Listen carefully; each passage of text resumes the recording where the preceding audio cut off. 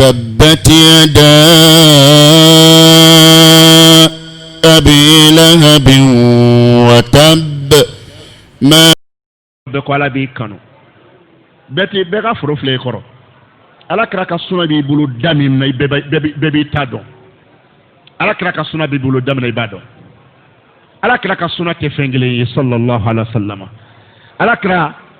ale ka suna kɛwale kumakan a kumakanw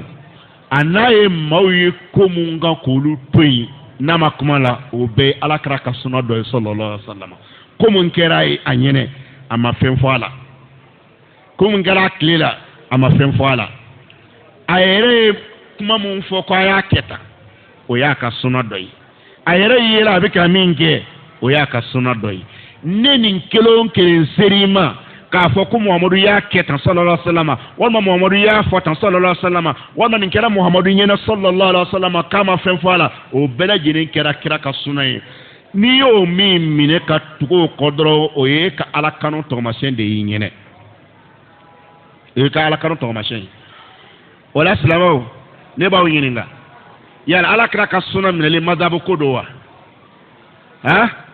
silamɛ bɛɛ lajɛlen ka laɲini de don ala filɛ k'a fɔ ko ale tɛna kɛ maa si fɛ f'i ka tugu kira kɔ ala kira tɛna maa si ala sɔnna wa taala tɛna maa si kanu f'i ka tugu ala kira kɔ sallallahu alaihi wa sallam nin yɔrɔ in de kan ka silamɛ bɛɛ hami e ka baara yanni k'a kɛ kunfɛ baara ye yanni k'a kɛ mɔgɔladeli ye alajɛ i bɛ ka min kɛ walahi est-ce kira y'a kɛ tan wa sallallahu alaihi wa sallam wala kira y'a fɔ tan wa sallallahu alaihi wa sallam i kɛ sɔrɔ k'i ta kɛ o ye n'a sɔrɔ i ka laɲini ye ni ala ka bɛn ye silamɛ y'a faamu mɔgɔ joli joli de bɛ yen bi nka n bɛ lamɛnbaga bɛɛ ma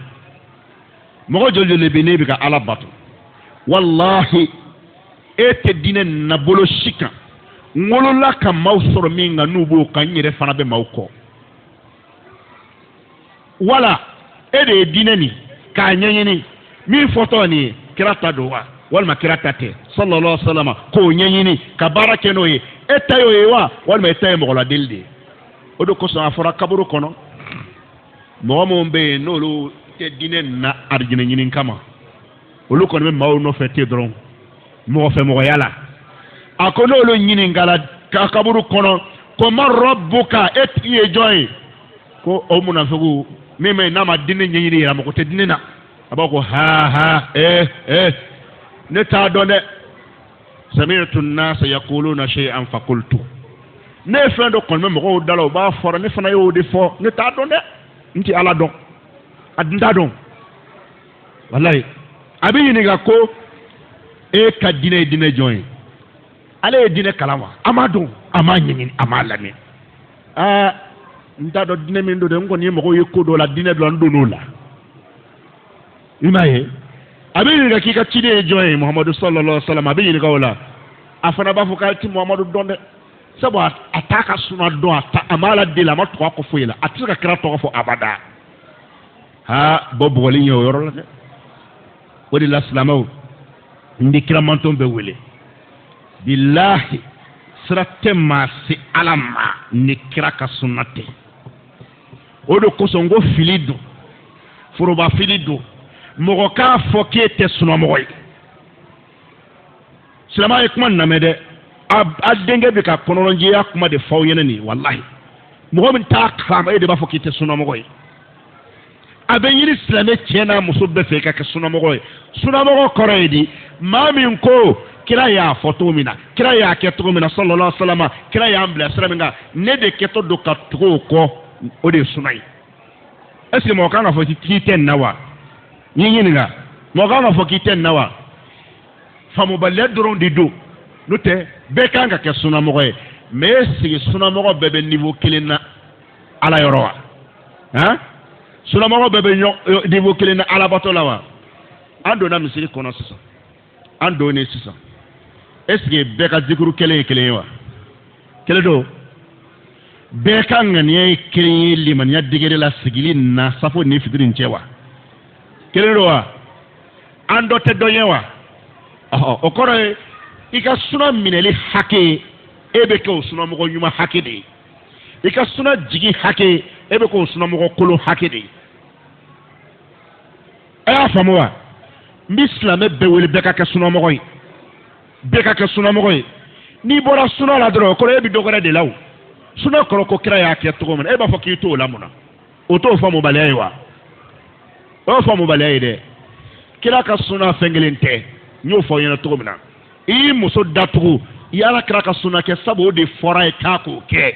قل لأزواجك وبناتك والنساء المؤمنين يدنين عليهن من جلابيبهن فوق إكرا صلى الله عليه وسلم أفوي فرمسوية أفوي دمسوية أفوي سلام مسوبي ني على كما كان أكوكو داتو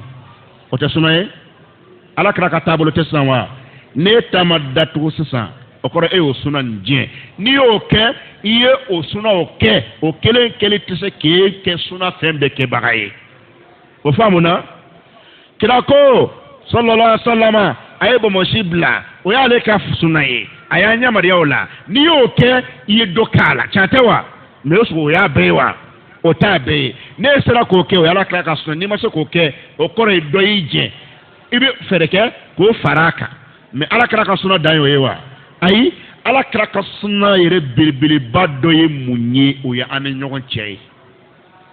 mɔgɔw ɲinɛ b'o sunna kɔ dɛ tiɲɛ tɛ wa ala kira sallallahu alaihi wasallam a ko la yu'minu ahadukum hatta yuhibba li akhihi ma yuhibbu li nafsihi an dɔ la kelen tɛ limaniya sɔrɔ min b'a nafa lahara k'an kunna ja fo an ka fɛn kanu an yɛrɛ ye an balima ye an bɛ min kanu an yɛrɛ o tɛ hasidiya bannen ye sa wa ala kira ka sunna dɔ tɛ ɲɛngoya dabilali ye wa o la sisan mɔgɔ caman ba ɲinɛnen b'o o suna nin kɔ ka suna ta ka mɔntɔmɔtɔ k'a bila yɔrɔ kelen kɔnɔ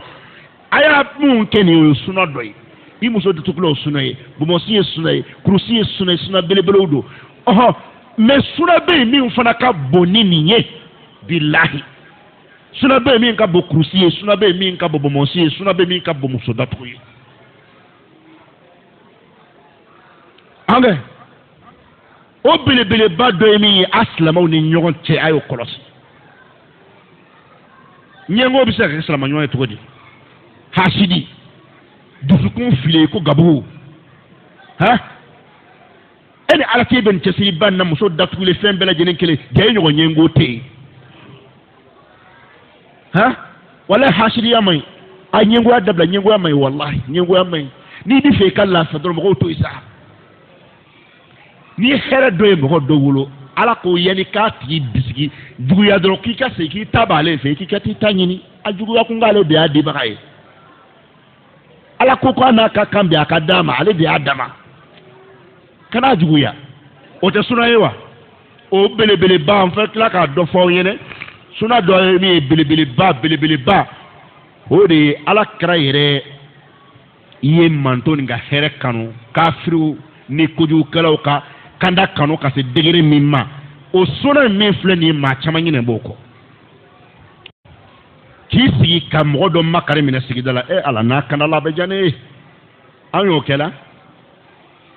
o ka dɔgɔ anw t'a la dɛ i sigiɲɔgɔnw filɛ i kɛrɛfɛ ne ni ala k'e delila ka arijinɛ kanu jɔn ye i sigilen fɔlɔ o tɛ suna ye de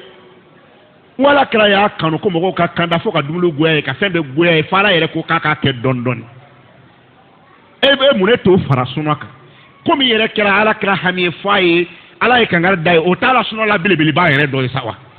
min y'a hami ka tɛmɛ ko bɛɛ kan o t'a la suna la belebeleba ye arijinɛden mɔgɔw ka arijinɛ kɔnɔ don o dalen a ni kan ka tɛmɛ fɛn tɔ bɛɛ kan o t'a la kɛra ka suna la belebeleba ye wa o la sisan dawa ka mɔgɔw wele ka don ala ka diinɛ na o de ye ala kɛra ka suna ye min ye a hami k'a dikun ka tɛmɛ hami bɛɛ kan a y'o bila aw kunna bi dawa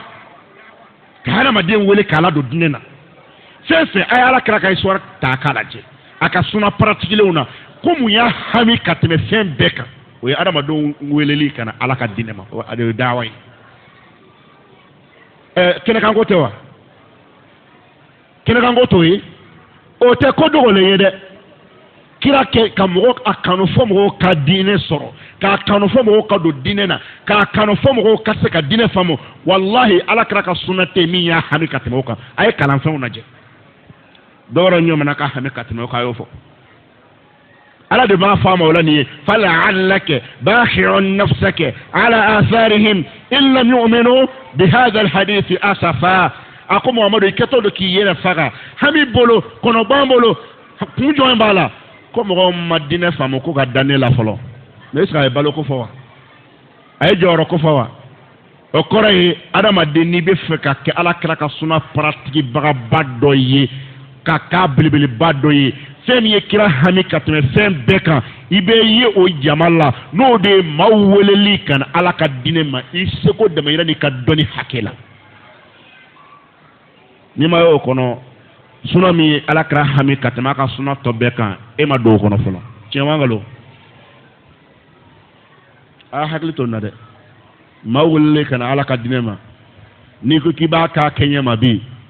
ina ke dinai ni ko iba ka kenya mabi ina ke fatoye ni ko iba ka kenya mabi ina ke nalomaye akira to na da amaminga wode kullun kuntum tuhibbuna Allah fattabi'un watawa nambe ala fe kanga tu kira ko sallallahu alaihi wasallam nambe ala fe kanga tu kira ko sallallahu alaihi wasallam wala ala kira sallallahu alaihi wasallam ko bada al islamu ghariban ko silamɛya dunanama nana mɔgɔw tun t'a dɔn garibu ye dunan de ye a ka dunanama nana mɔgɔw tun t'a si dɔn wa sayaudu gariban wa diinɛ nin bɛna segin fana a bɛ kɛ dunan ye a yɛrɛ yɛrɛ kɛli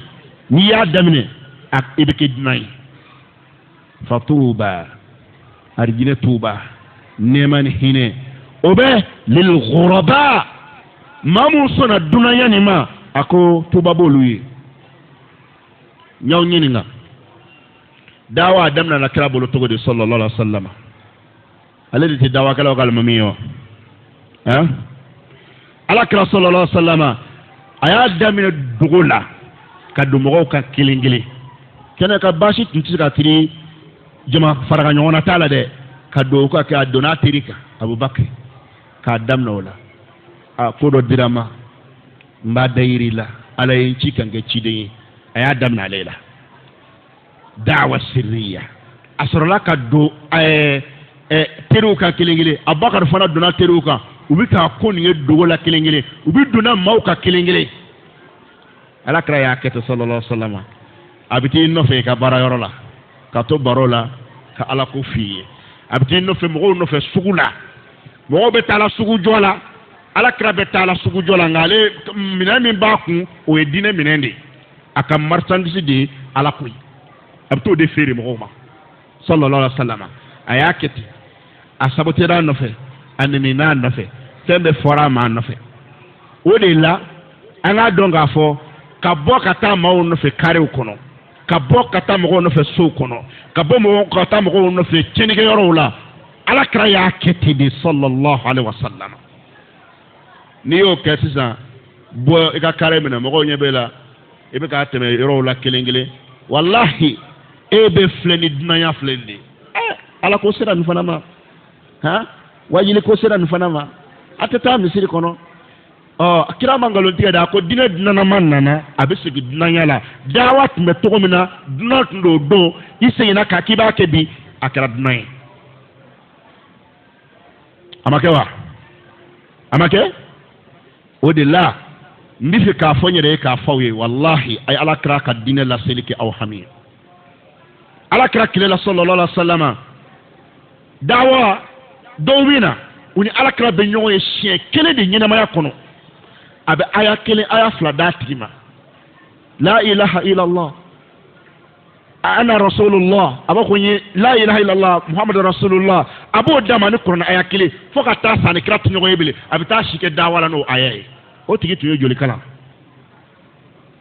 ni ɲininka ala kama dɔnni joli tun b'a la mɔgɔ dɔw nana ala kira ye ko kelen fɔ lahara o tɛ ɲɔgɔn ye bilen a taara a b'a o de bila ka taa ko ta ye cɛsiri ye min minɛ tɛ cɛsiri n'o ye. I cɛsiri n'o ye silamɛw a y'a cɛsiri kuma nin wulila sunna ko de kun kan mɔgɔ caman bɛ k'i yɛrɛ ye k'i yɛrɛ bila sunna minɛn kɔnɔ i ye bɛ sunna kɔnɔ tiɲɛ don na wallahi suna la belebeleba dɔ bɛ yen i ɲinɛ b'o min kɔ o de ye suna la belebeleba ye min ye alakira hami ka tɛmɛ bɛɛ kan min a ye su goya ye ka tile goya ye n'o ye jɔnw ka arijinɛ ko ye ka wuli fana ka lamaga kɛ la an yahdiya Allahu bika rajulan wahidan khayrun laka min humri ni'am ala k'i kanda jɔn bɛɛ kanda jɔn kelen kanda sababuya la a k'o da ka di la ni eremɔruku n'a fa donni ye jɔn kelen i ka o kanda o ka kɛ i ka k'o sababu ye a y'a cɛsiri